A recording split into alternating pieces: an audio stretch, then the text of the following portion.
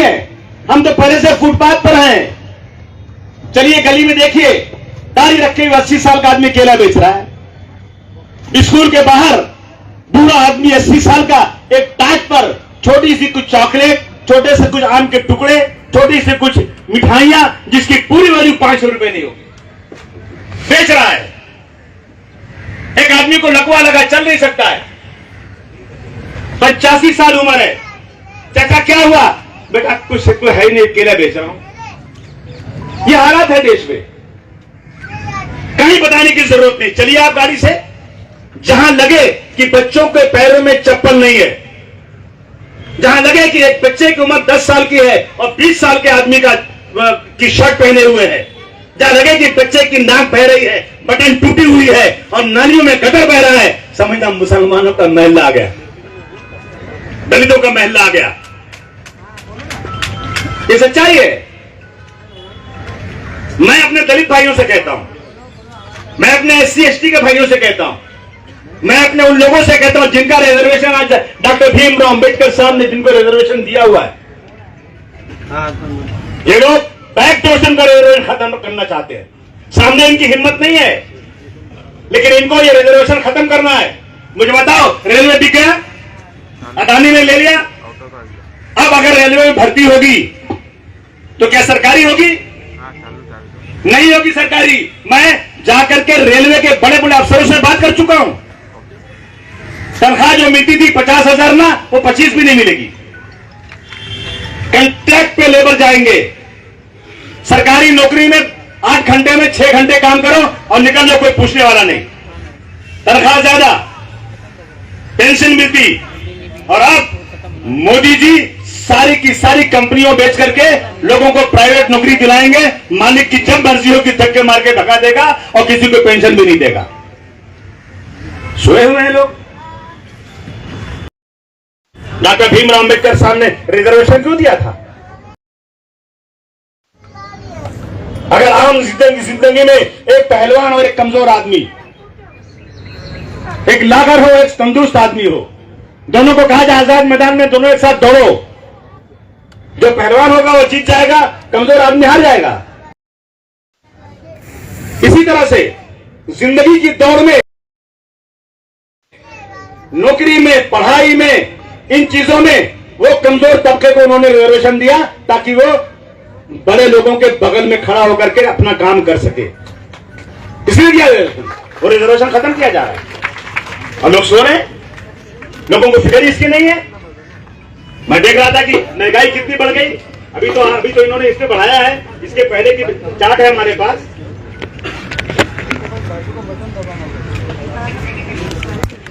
तो 2014 में सीमेंट बिकती थी 135 रुपए में, अब कितने बिक रही है? 410 रुपया। सीमेंट का भाव आज 410 रुपया हो गया। अच्छा बताओ, 2014 से सच्चाई से बोलो कि 2014 के बाद आपकी आमदनी बढ़ी है कि घटी है? कोई एक आदमी ऐसा जो कहे मेरी आमदनी बढ़ी है ही नहीं, खत्म हो गई।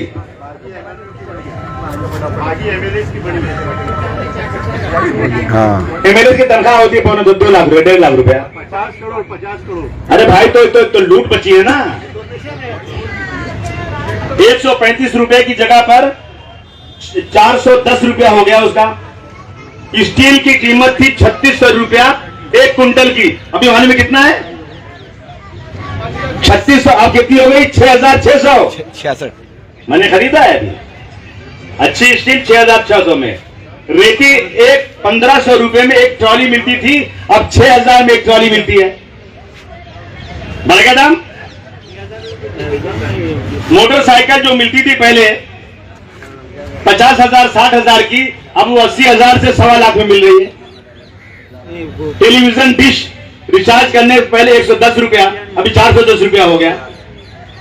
पहले गैस सिलेंडर 350 रुपए था, आज बोलते हैं 1050 हो गया,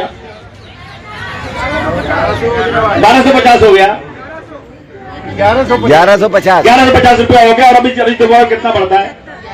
मोदी जी आप बाहर रहते हैं, आपकी पत्नी बेचारी कैसे रहती है आपको नहीं मालूम। पत्नी है ही नहीं। आपके बच्चे कितने हैं मोदी साहब? है ही नहीं। अगर आप बच्चे नहीं पैदा करोगे, योगी जी शादी नहीं करेंगे, भागवत जी शादी नहीं करेंगे, तो मेरे देश में सब बूढ़े हो जाएंगे। इनको क्या? और आप रोजाना फिल्मी तालीम में लगे हुए। अरे भारतवर्ष वो देश है जिसमें 70% और नौजवान है, 70%। पूरी दुनिया हमारे लोगों को बुला रही काम के लिए, और आप ही काम नहीं दे रहे हो। चाइना पहले 2 बच्चे, आप कह रहे 3 बच्चे पैदा करो। जापान पूरा हो गया। जापान कहता है कि बाहर से लोग आकर जापान में कब्जा करें, उससे ज्यादा से ज्यादा बच्चा पैदा करो, क्योंकि जापान में लोग बूढ़े हो गए, नौजवान रह गए, रह ही नहीं गया। मैं गया यूके, लंदन गया। मैं जिस घर में ठहरा था ना, उसके जस्ट बगल के घर में मियां और बीवी दोनों जेल चले गए। क्या हुआ? बोले बच्चा पैदा हुआ था, बच्चा पैदा होते ही वहां की सरकार पैसे देती है और उनकी पूरी देखभाल करती है सरकार। और उनके यहां से लोग आते हैं ऑफिसर देखने के लिए कि बच्चा ठीक है कि नहीं। क्यों इतना प्यार है? क्योंकि बच्चे कम हो गए। लोग बच्चे पैदा नहीं करना चाहते, छड़े छांट घूमना चाहते हैं। हाँ, और क्या? बर्बाद हो जाएगा देश। देखिए, अल्लाह की कुदरत के अंदर अगर आपने इंटरफेरेंस किया ना, तो अल्लाह को बर्दाश्त नहीं है। वो मालिक है, भगवान मालिक है। जितना आदमी पैदा करता है ना, उतनी औरत भी पैदा करता है। किसी सरकार की मजाल नहीं है कि ये काम कर सके, और उसमें इंटरफेरेंस हो रहा है। पहले बच्चे ज्यादा पैदा हो रहे हैं। भाई आप जरा पता लगा लो, बच्चे ज्यादा किसके पास है? गरीबों के पास है। पता लगा लो आप। जो मुंबई में 5,000 करोड़ का घर है ना, वहां पे ये अपना अस्पताल जो है, कौन सा अस्पताल है वो? जसलों के पहले जो बिल्डिंग बड़ी वाली है, कितने बच्चे हैं उनके? शायद 2 ही बच्चे हैं। 3 है। 3 बच्चे हैं ना। 3 बच्चे हैं। जितने बड़े आदमी हैं उनके 2 बच्चे या 3 बच्चे या 1 बच्चा। और जितने गरीब हैं उनके कितने हैं? 6 बच्चे, 7 बच्चे, 8 बच्चे। सर्वे करो ना, आप सर्वे करो। इसका हल क्या है? हल यह है कि उन गरीबों को भी रोजगार दो, इंशाअल्लाह बच्चे कम हो जाएंगे और आपकी जो आपकी छाती में दर्द हो रहा है ना, वो बंद खत्म हो जाएगा। करो वो काम। वो काम करने को तैयार नहीं आप। महंगाई दिन रात बढ़ रही है, हालत देश की खराब है। कैसे आदमी खाएगा? क्या करेगा आदमी? किसी से पूछो आपकी पगार कितनी है? आम आदमी को तनख्वाह कितनी मिलती है? 10 से 15। अरे 15,000 तो बड़ी मुश्किल से पगार मिलती है। इंजीनियर को पूछा कितने में, बोला नया हो तो मुझे 15,000 मिल रहा। चलो पढ़ाई में कई लाख खर्चा कर दिया एडमिशन में उसने, अब पगार कितनी मिली? 15,000। वो भी नहीं मिल रही है, बेकारी है। हमारे यूपी से और दूसरे स्टेट से लोग अपनी बीवी को छोड़कर, बच्चे को छोड़कर 2-2 साल तक आकर छोटे छोटे घरों में रह करके 30 तारीख को उनको मनी ऑर्डर करना है अपनी बेटी, जवान बेटी की शादी के लिए, बूढ़े बाप के इलाज के लिए, बच्चे की पढ़ाई के लिए उनको पैसे भेजना है। काम ही नहीं हो रहा है, धंधा ही नहीं है, खत्म हो गया सब कुछ। देश से लोग भाग रहे हैं। आप जाइए अरब कंट्रीज, दुबई वगैरह में जाइए, दुकान खुली हुई, काउंटर खुला हुआ है। आओ आओ हमारे मुल्क के नेशनलिटी लोग जा रहे हैं, वहां से नेशनलिटी ले रहे हैं। बड़े बड़े भगोड़े अरबों रुपया लेकर के भाग करके दूसरे मुल्क में बस रहे हैं, और हम लोग जो है यहां आंख देकर तमाशा देख रहे हैं। क्या हो रहा है देश का? अभी एक बहुत बड़े विद्वान, अर्थशास्त्री, इकोनॉमिस्ट कहते हैं कि मुझे डर है कि आने वाले 2-3 साल में हिंदुस्तान के हालात श्रीलंका के जैसे हो जाएंगे। श्रीलंका के लोग भी मस्जिदों में पत्थर मार रहे थे, गिरजाघर पे चढ़ाई कर रहे थे, हलाल गोश्त को बैन कर रहे थे, बुर्के को बैन कर रहे थे, हिंदू मुस्लिम लड़ाई कर रहे थे। क्या हालत हुई उनकी? सारी जनता घुस गई अंदर, प्रेसिडेंट के घर में, बेडरूम में, उनके स्विमिंग पूल पे, उनकी सारी प्रॉपर्टीज पे सारी जनता, और कितने नेताओं को नंगा करके मारा हमने देखा है। ये हालत देश के न हो जाए, हम दुआ करते हैं अल्लाह करे ना होने पाए हमारे देश की हालत, क्योंकि मेरा देश जहां हम पैदा हुए हैं उसकी रक्षा करना मेरा फर्ज है। देखिए, किसी आदमी को कोई आदमी रियल में सोया हुआ है ना, तो उसको जगाया जा सकता है, और कोई आदमी सोने का बहाना किया है ना, तो कैसे जगाएंगे आप? वो सोया नहीं है, वो बहाना कर रहा है। इसलिए आपसे कहने आया हूं आज कि अब पानी सर से ऊंचा जा रहा है। अभी कुछ बात होगी ना तो सीधा हिंदू मुस्लिम, सीधा हिंदू मुस्लिम। अरे हमें याद है यार, बचपन में हम लोग गांव में रहते थे, मस्जिद के बाहर हिंदू औरतें अपने बच्चे को लेकर आती थी और गिलास में पानी लेकर आती थी कि मौलाना साहब मस्जिद से बाहर निकले, मेरे पानी में फूंक दे, मेरा बच्चा अच्छा हो जाएगा। कितने प्यार था आपस में, कितनी मोहब्बत थी आपस में। गलत हिस्ट्री बता करके इस देश को बर्बाद किया जा रहा है। उस्मानाबाद किसके नाम पर है?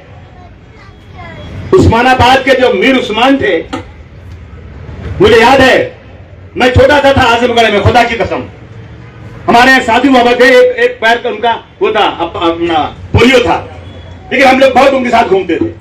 तो वो साइकिल चलाते थे और कभी मतलब चल नहीं सकते थे। साधु बाबा आगे आगे, हम सब बच्चे उनके पीछे। एक एक गलियों में पैसा दो, कपड़ा दो, पैसा दो, कुछ भी दो। चाइना से लड़ाई हो रही है, भारतवर्ष के पास धन नहीं है। एक एक गली में पैसा मांगते फिरते थे चाइना से लड़ाई में। और उसी वक्त हैदराबाद के मीर उस्मान साहब ने बुलाया हमारे प्रधानमंत्री को, वो थे प्रधानमंत्री उस वक्त लाल बहादुर शास्त्री साहब, और हैदराबाद में बुलाकर उनको 6 टन सोना दिया। 6 टन सोना कितना होता है? 6000 किलो। कहा कि ये मेरी तरफ से चाइना से लड़ने के लिए भारत की सरकार को मेरी तरफ से ये डोनेशन है, तोहफा है, ताकि चाइना से लड़कर भारत सरकार चुनकर आ जाए। औरंगजेब रहमतुल्लाह अलैह की बात होती है, बहुत गलत तस्वीर दिखाई जा रही है उनकी। ये तस्वीर भी दिखाइए, ये भी दिखाइए कि औरंगजेब रहमतुल्लाह अलैह के जमाने में बनारस के अंदर शकुंतला नाम की एक पंडित की लड़की थी, बहुत खूबसूरत, और इसी औरंगजेब रहमतुल्लाह अलैह का एक सिपह सालार बदमाश था। उसने जब उस लड़की को देखा, उसका दिल आ गया, उसने उसके बाप से कहा कि इस लड़की को सजाकर मेरे यहां भेज दो। बाप परेशान, ये औरंगजेब रहमतुल्लाह की सरकार है और ये सिपाही इतना कमीना ऐसी बात कर रहा है, मैं जाऊं कहां?